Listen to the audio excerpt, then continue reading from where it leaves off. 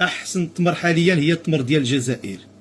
السلام عليكم المتابعين، فيصل مور التخفيضات داخل الوطن خارج الوطن.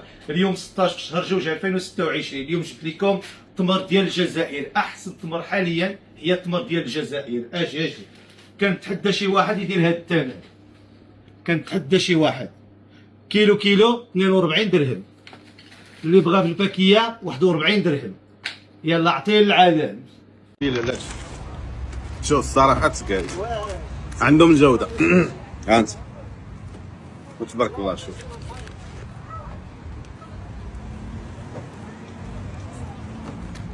هذا جزائري كيدير 45 درهم، داخل عن طريق اسبانيا. اللي بغا ولا شي حاجه مرحبا، اشهار ديال اليوم وغدا.